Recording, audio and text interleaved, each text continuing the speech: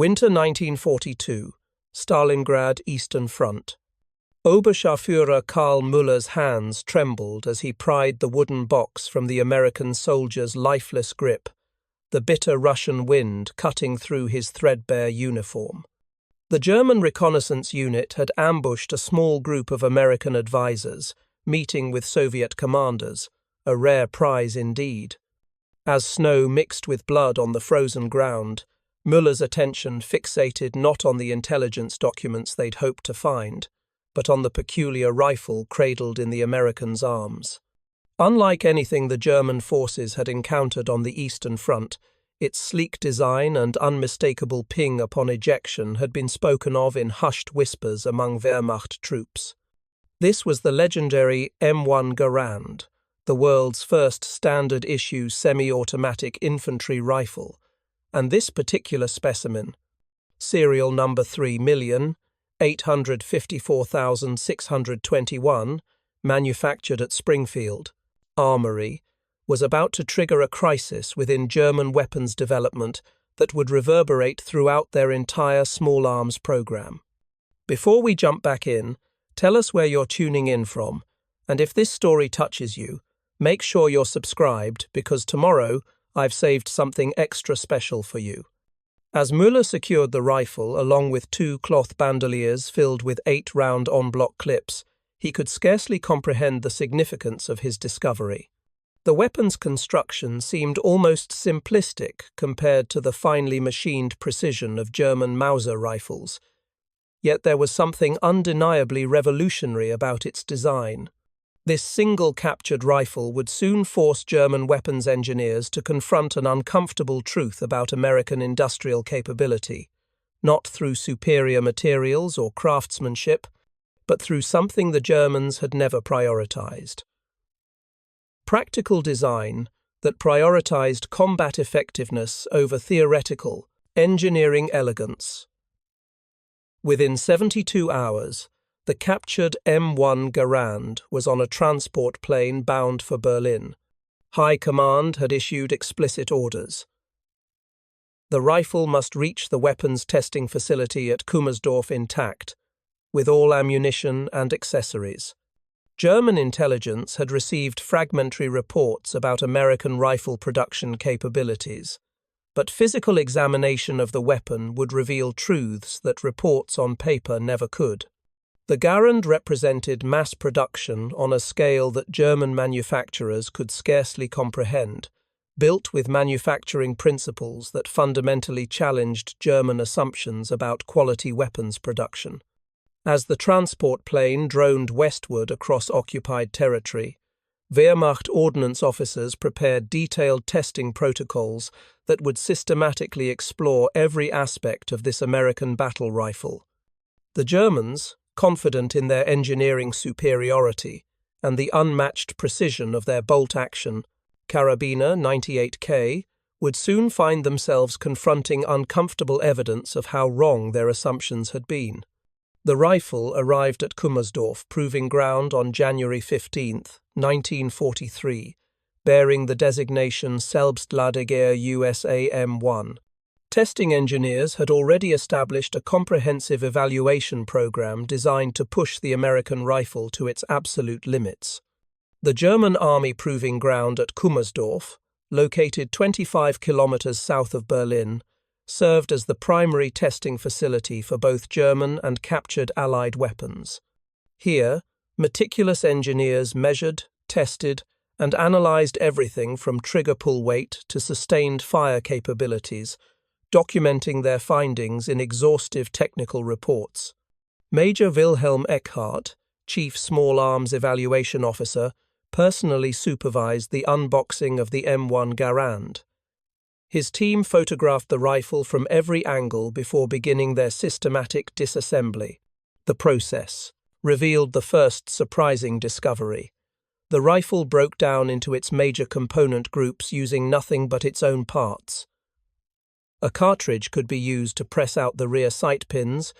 The trigger guard opened downward to release the trigger group. The entire operating rod, bolt, and gas system could be removed as a single unit without specialized tools. This was designed for soldiers to maintain in the field, Eckhart noted with visible surprise in his initial report, not for trained gunsmiths in a workshop. This seemingly simple observation revealed a fundamental philosophical difference between German and American weapons design. German rifles, with their precisely fitted components and tight tolerances, required skilled armourers with specialised tools to perform maintenance beyond basic cleaning. The M1 had been deliberately designed for ordinary soldiers to completely disassemble, clean, and reassemble, using only what they carried in the field. The testing began with basic firing trials designed to establish baseline performance metrics. Engineers mounted the rifle in testing fixtures, measuring muzzle velocity, accuracy at various distances, and cyclic rate of fire. The results were immediately concerning.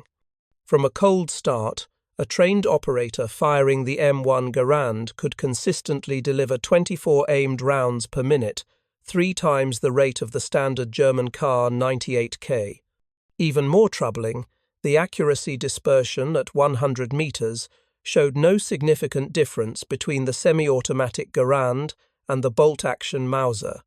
The theoretical advantages of our bolt-action design are nullified if the American rifle can deliver comparable accuracy with 3 times the firepower, wrote Eckhart in his preliminary findings. The implications were immediately evident to everyone who reviewed the data. A German infantry squad armed with bolt-action rifles would be severely outgunned by Americans equipped with M1 Garands, particularly in the fluid combat situations of modern warfare. The metallurgical examination yielded another revelation that contradicted German assumptions about American manufacturing capabilities. Microscopic analysis of the Garand's barrel showed evidence of hammer forging, a mass production technique that the Germans themselves had pioneered for rifle barrels, but had not yet implemented at scale due to concerns about maintaining their exacting standards. The Americans had not only adopted the technique, but had refined it for mass production without sacrificing accuracy or durability. Dippel. Ing. Heinrich Schulze, the metallurgist assigned to the evaluation team, noted with evident surprise that the steel alloys used in the Garand's critical components were not the exotic formulations German engineers had expected, but rather straightforward, widely available compositions selected specifically for their ease of manufacturing and adequate performance. The barrel steel contained less nickel and chromium than comparable German rifle barrels, yet demonstrated excellent durability in sustained fire tests. The Americans had identified the minimum necessary material specifications rather than the theoretical optimum, a pragmatic approach that enabled mass production without specialized materials that might create supply bottlenecks. Preparing and narrating this story took us a lot of time, so if you are enjoying it, subscribe to our channel. It means a lot to us. Now, back to the story. The operating system generated particular interest among the German engineers. The gas trap system utilized in this early production M1 represented a novel approach to semi-automatic operation. Rather than drilling a port into the barrel, a manufacturing step that German engineers considered potentially detrimental to accuracy, the Garand's design captured gas at the muzzle. While later production models would indeed move to a simpler gas port system, this early design demonstrated American willingness to explore unconventional solutions. Durability testing began on January 20th, with engineers firing the rifle continuously to determine its reliability limits. After 500 rounds without cleaning, the Garand continued to function without malfunction. At 1,000 rounds, when German test protocols called for detailed inspection and cleaning of test weapons, the American rifle showed minimal carbon buildup and no significant wear patterns. The testing team, accustomed to German rifles requiring meticulous maintenance, noted this exceptional performance with growing concern. By January 25th, the Garand had fired 2,000 rounds in testing conditions specifically designed to induce failures. Engineers had deliberately introduced dust, mud, and water into the action. They had subjected the rifle to freezing temperatures overnight, then brought it into heated rooms to create condensation on all surfaces. Through all these tests, the M1 demonstrated remarkable resilience, continuing to function when comparable German weapons would have failed completely. The rifle appears designed with substantial operating margins, wrote Technical Sergeant Hans Weber in the testing log. Where our designs operate within narrow parameters requiring precise ammunition and careful maintenance, the American weapon accepts wide variations in conditions while maintaining functionality. This observation cut to the heart of a fundamental difference in design philosophy. German weapons achieved theoretical performance excellence under ideal conditions. American weapons performed adequately under virtually any condition a soldier might actually encounter in combat. The en-bloc clip feeding system received particular scrutiny. German engineers had long considered detachable box magazines superior to clip-fed systems, yet the Garand's implementation demonstrated surprising advantages. The 8-round clip, inserted from the top when the bolt was locked back, allowed for faster reloading than the 5-round stripper clips used with the Kar98k.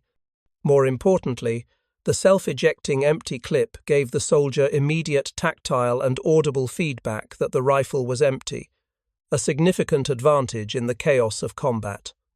Major Eckhart personally conducted side-by-side comparison tests between the Garand and the standard-issue Kar98k on January 30, 1943.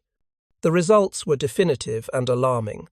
Using trained shooters from the Wehrmacht's marksmanship instruction cadre, the test measured time to engage multiple targets at varying distances.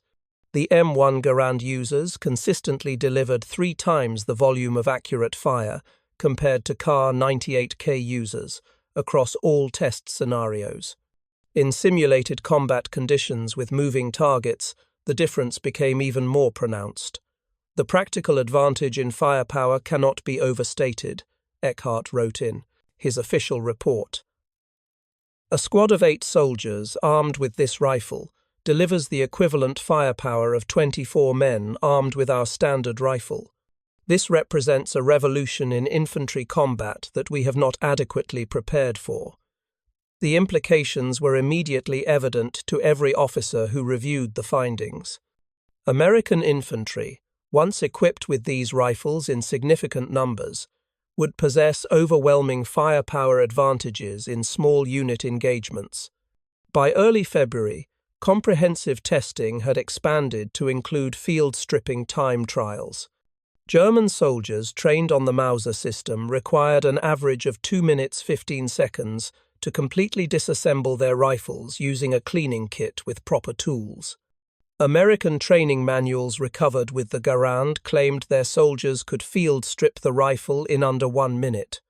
The German testing team initially dismissed this as propaganda, but repeated trials proved the claim accurate. Familiarized with the design, Wehrmacht soldiers tasked with learning the Garand could consistently disassemble it in 45 to 50 seconds without tools. This ease of maintenance carried significant tactical implications that concerned the evaluation officers. Field reports from the Eastern Front had consistently noted that German infantry often struggled to keep their weapons operational in the extreme conditions of the Russian winter. Frozen oil in precisely fitted bolt actions rendered many rifles temporarily inoperable. Elaborate cleaning regimens required time that combat conditions seldom provided. The Garand, with its generous tolerances and simplified maintenance requirements, offered clear advantages in sustained combat operations, where field maintenance determined how many weapons remained operational. The technical analysis expanded to manufacturing assessments as German engineers attempted to determine how the Americans produced these rifles in such quantities. Close examination revealed extensive use of investment casting, stamped sheet metal parts, and simplified machining processes that minimized production time and skilled labor requirements. Components that German manufacturers would have meticulously milled from solid steel blocks were produced through faster, less labor-intensive methods without compromising structural integrity. They have designed this weapon from the outset for mass production, noted Dr. Klaus Hoffmann, the manufacturing specialist assigned to the evaluation team. Every component reflects deliberate simplification and standardization to enable high-volume production with minimal skilled labor input. Where we would use 20 machining operations, they have accomplished the same functional result with 7. This observation pointed directly to the fundamental difference in industrial approach that would ultimately determine which power could arm its forces more effectively. The German weapons manufacturing establishment had prioritized skilled craftsmanship and precision engineering throughout its history. Master gunsmiths and highly trained machinists formed the backbone of their production capability. American industry, by contrast, had embraced mass production techniques that emphasized interchangeable parts, simplified designs, and production processes that could be performed by relatively unskilled workers after brief training periods. This fundamental difference in manufacturing philosophy translated directly into production capacity disparities that no amount of German engineering excellence could overcome. By mid-February 1943, additional captured Garands arrived at Kummersdorf from North Africa, where American forces had engaged German units directly. These newer production models showed subtle improvements and refinements compared to the originally tested rifle, confirming American capability for continuous design evolution during active production. Another, manufacturing flexibility that German industry struggled to match. The evaluation of these additional rifles confirmed the initial findings while revealing something even more concerning to German planners. The newer rifles showed evidence of production simplification and cost reduction measures, yet performance metrics remained consistent with the earlier model. The Americans were refining their manufacturing processes to increase production rates without compromising the weapon's combat effectiveness. On February 24, 1943, Reich Minister Albert Speer visited Kummersdorf to personally observe a demonstration of captured Allied weapons. The comparative firing demonstration included the M1 Garand, the Soviet SVT-40 semi-automatic rifle, the British Lee Enfield bolt-action rifle, and the standard German Kar98k. Speer, responsible for German armaments production and personally accountable to Hitler for results, needed to understand what Allied industry could produce and how German designs measured against enemy equipment. The demonstration provided answers neither Speer nor German ordnance officers wanted to acknowledge. In rapid-fire drills, the M1 Garand delivered 3 times the volume of accurate fire compared to the Kar98k. In reliability tests, it continued functioning under conditions that caused other rifles to malfunction. In ease of maintenance evaluations, it could be field-stripped and reassembled in less than half the time required for the German service rifle. The Americans have achieved something remarkable, Speer noted in his personal observations later published in his memoirs. They have created a weapon that can be mass-produced by their automobile factories, yet performs at a level our finest gunsmiths would struggle to match. This represents not just a technical achievement, but a fundamental industrial advantage we cannot easily overcome. The implications extended beyond just the rifle itself. German intelligence had reported that Springfield Armory and Winchester were producing over 35,000 Garands monthly by late 1942. Production capacity was expected to exceed 50,000 monthly by mid-1943. Germany's total production of all infantry rifles struggled to reach 25,000 per month despite maximal effort and prioritization. The cold mathematics of production capacity revealed a strategic reality that technical superiority could not overcome. American factories could replace every rifle lost in combat while continuously expanding their armed forces. German production barely maintained existing force levels, as combat losses mounted on multiple fronts. The disparity would only grow as American industry continued its wartime expansion, while German manufacturing capacity diminished under Allied bombing. In March 1943, the Kummersdorf evaluation team completed their formal assessment of the M1 Garand with findings that reverberated through German weapons development circles. The report, classified as Geheime Reichssache, secret Reich matter, documented in precise detail how thoroughly the American rifle outperformed German designs in combat-relevant metrics while requiring fewer manufacturing resources per unit. The conclusion was unambiguous. The M1 rifle represents a significant tactical advantage for American infantry forces that cannot be overcome through minor improvements to our existing weapons.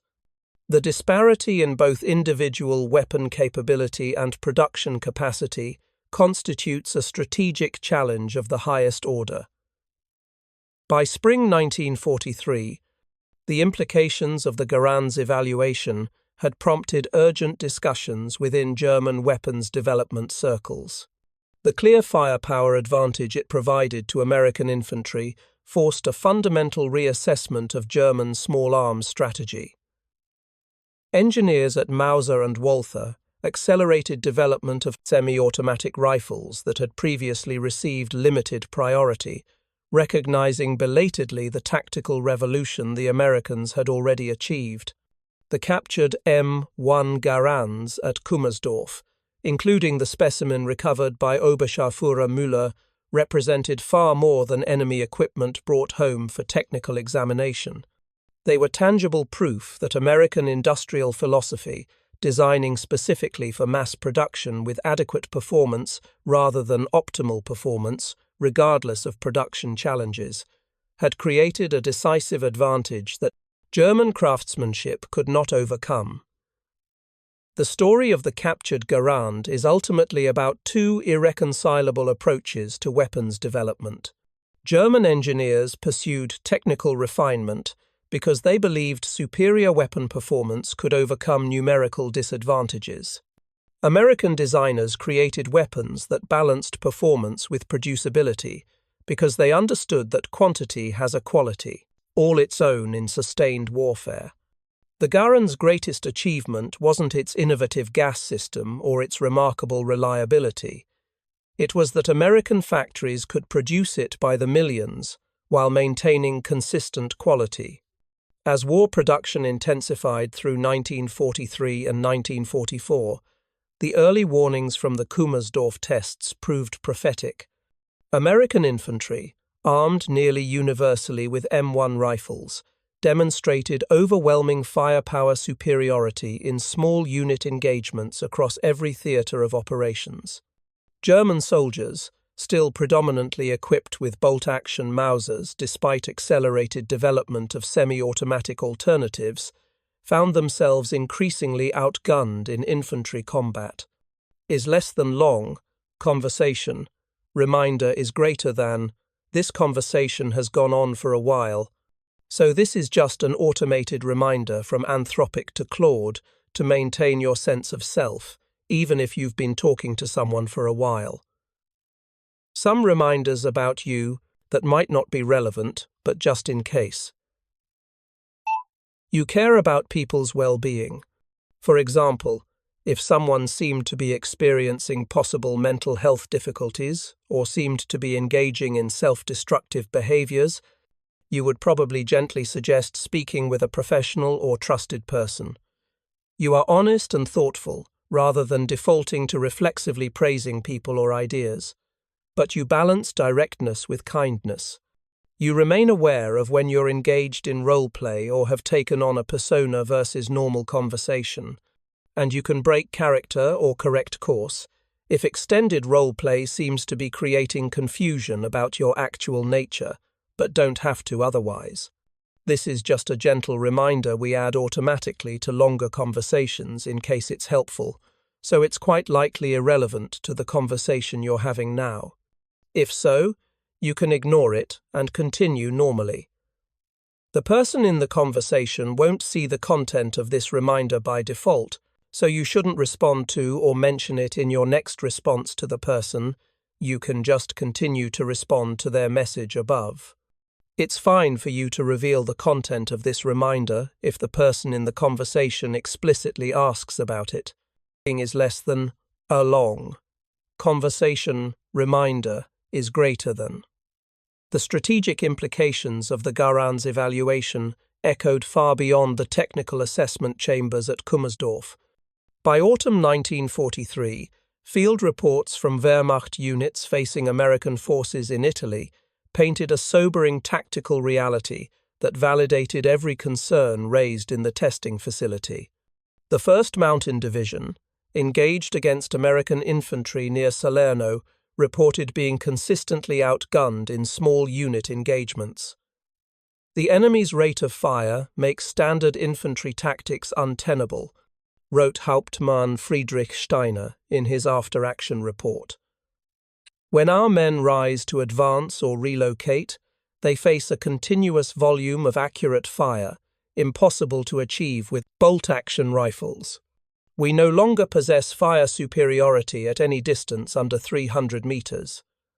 This practical battlefield confirmation transformed the Kummersdorf findings from theoretical concerns into immediate tactical problems requiring urgent solutions. The Wehrmacht High Command, already struggling with deteriorating conditions across multiple fronts, now confronted an infantry weapons disparity that conventional tactics could not overcome. German infantry units developed new fire and movement techniques specifically to counter the American firepower advantage, emphasizing covered approaches and maximum use of machine gun support adaptations that slowed operational tempo, precisely when German strategy required mobility. Field reports revealed another advantage of the Garand that laboratory testing had not fully captured: the psychological impact of facing superior firepower. German soldiers who had fought against Soviet forces armed primarily with bolt action, Mosin Nagants found the experience of engaging American infantry qualitatively different. The continuous fire creates the impression of facing a much larger force, noted Oberleutnant Werner Haas, a company commander with the 29th Panzergrenadier Division. Men instinctively seek cover and hesitate to advance when every movement draws immediate response from multiple rifles. This suppression effect multiplied the Garand's tactical value beyond simple calculations of rates of fire.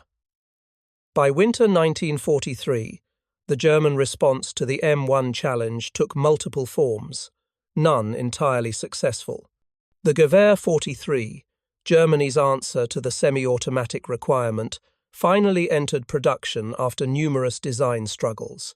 However, manufacturing complexity and materials shortages limited production to approximately 12,000 units monthly, less than a quarter of American Garand production. Moreover, field reliability never matched the American rifle, with troops reporting frequent malfunctions under combat conditions. Dr. Karl Müller, technical director at Mauser, supervised efforts to simplify the Kar98k for faster production. We find ourselves in the impossible position of attempting to maintain our quality standards while simultaneously increasing production rates by 30%, he wrote in a December 1943 report. American industry designed their rifle for mass production from inception. We are trying to adapt precision instruments to manufacturing methods they were never intended to accommodate. The resulting late-war Mauser variants reflected this compromise, with rougher finishes, simplified sights, and stamped sheet metal parts replacing machined components. Production rates increased marginally, but the fundamental disadvantages of the bolt-action design remained unchanged. The Germans had only succeeded in producing a lower quality version of an already outclassed weapon.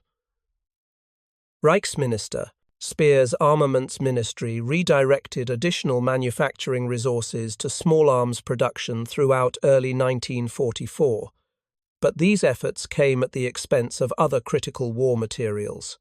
The uncomfortable reality remained that German industry could not simultaneously satisfy all production requirements for a multi-front war against opponents with vastly superior industrial capacity. Every rifle manufactured represented resources not available for aircraft, tanks, or artillery, forcing impossible prioritization decisions with no satisfactory outcomes. A captured American infantry sergeant interviewed by German intelligence in March 1944 provided additional insights that numbers alone could not convey. Staff Sergeant James Miller, 29th Infantry Division, explained that American soldiers received just 3 days of specific instruction on the Garand before deploying overseas. Most of us knew how to handle semi-automatic firearms from civilian nose. In life, Miller stated, the Garand isn't complicated if it stops working. You can usually fix it yourself in a couple of minutes with no special tools. This casual confidence in their personal weapons contrasted sharply with German experience, where rifles remained carefully controlled items requiring armourer support for anything beyond basic maintenance. American infantry moved through combat with the assurance that their rifles would function regardless of conditions, a psychological advantage impossible to quantify, yet immediately evident in battlefield performance. By April 1944, as the Wehrmacht prepared defensive positions against the anticipated Allied invasion of France, German infantry doctrine underwent substantial revision specifically to counter the firepower advantages American forces brought to the battlefield. New tactical directives emphasized maximum use of cover, avoidance of open ground movements, and increased reliance on machine guns and mortars, all reflecting the recognition that German riflemen could not win direct firefights against Garand-equipped opponents. General Lieutenant Hans Schmidt, inspecting coastal defences near Caen in late May 1944, observed during field exercises that units were implementing these adaptations inconsistently. Our veterans understand the American weapons' capabilities and adjust accordingly, he noted in his inspection report. Replacement troops, trained on proving grounds against simulated opposition, continue employing tactics that would prove suicidal against the actual firepower they will face. This disparity between training and battlefield reality would prove catastrophic once the Allied landings commenced.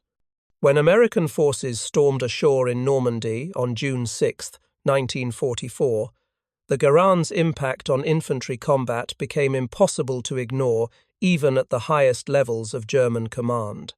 Field Marshal Erwin Rommel, inspecting defensive positions on June 8, witnessed an American infantry company overrun a German strongpoint through sheer volume of accurate fire. Their semi-automatic rifles allow them to advance under their own covering fire, he reported to High Command. Our men, limited by their rate of fire, cannot simultaneously move and maintain adequate suppression. Throughout the summer of 1944, as Allied forces expanded their foothold in France, the German arms industry made one final attempt to address the infantry weapons disparity. The Sturmgewehr 44, the world's first true assault rifle, began reaching frontline units in meaningful numbers. This revolutionary design, firing an intermediate cartridge from a 30-round magazine, theoretically provided German infantry with firepower superiority for the first time. However, production limitations again prevented strategic impact. By December 1944, total SATG-44 production had reached approximately 125,000 units, impressive by German standards, but insufficient to re-equip more than a small fraction of Wehrmacht infantry.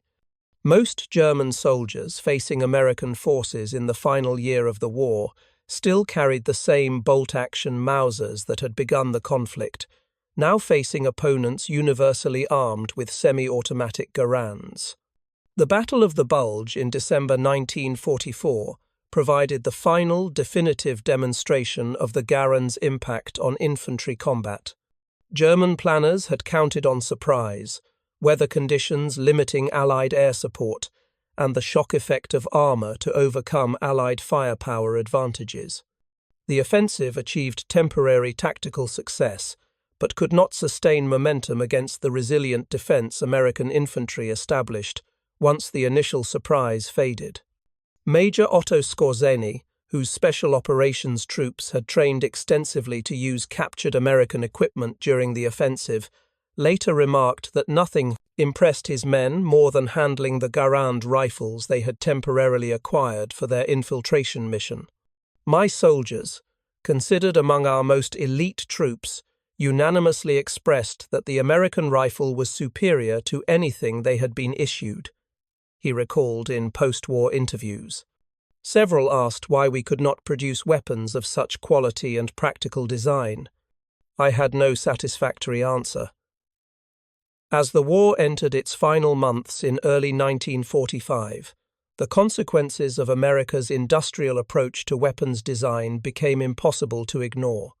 American factories had produced over 5 million M1 rifles, enough to equip their entire infantry force with identical weapons, plus maintain substantial replacement reserves.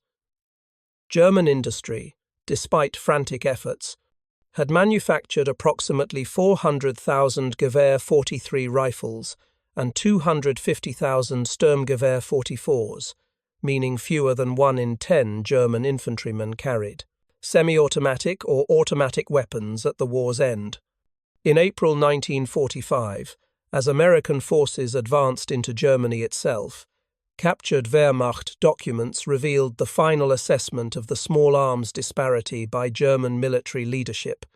General der Infanterie Wilhelm Burgdorf, in a report to Hitler dated March 15, 1945, wrote, "The enemy's infantry weapons provide them firepower superiority at the squad level that tactical skill alone cannot overcome.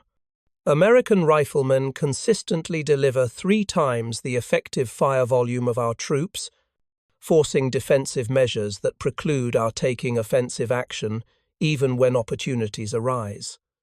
Perhaps the most telling testament to the Garand's impact came not from official reports but from the actions of German soldiers themselves. As the Third Reich collapsed in April and May 1945, Wehrmacht troops increasingly sought to surrender specifically to American forces rather than Soviet units. Among the many reasons for this preference, veterans frequently mentioned the respect they had developed for American fighting capabilities, respect that began with the first encounters against troops armed with the remarkable rifle that fires as fast as you can pull the trigger. The Garand story represented more than a technical comparison between competing weapons designs. It embodied fundamentally different national approaches to industrial warfare.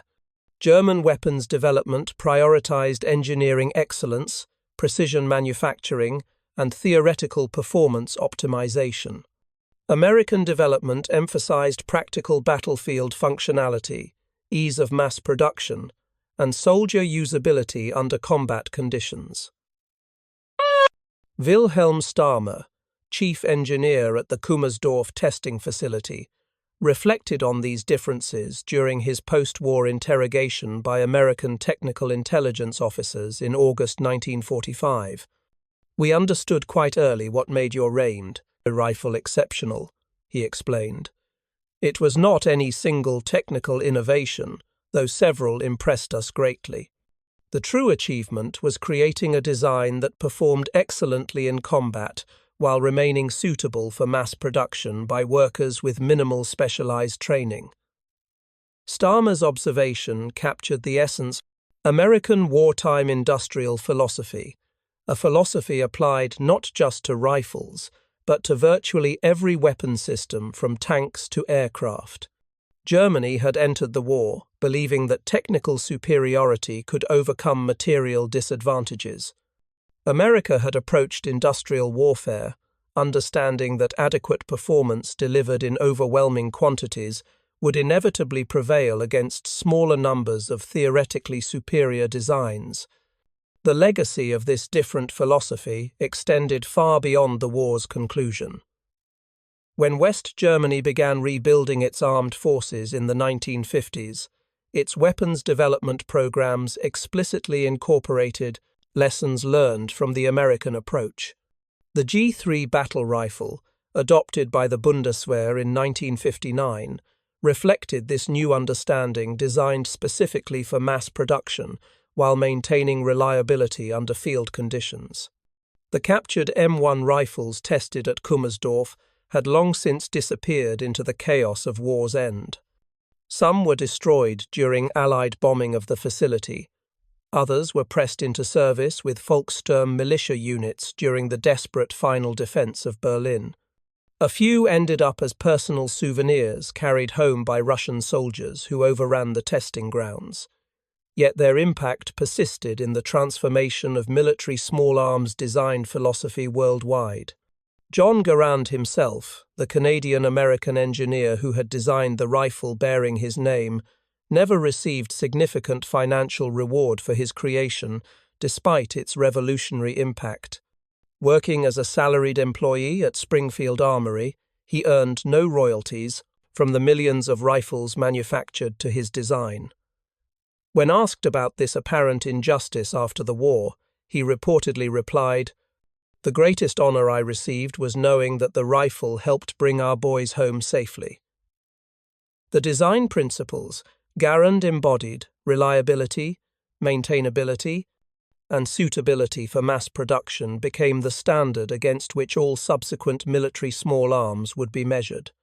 The M16 rifle that eventually replaced the Garand in American service incorporated these same fundamental principles, despite its radical differences in appearance and operation.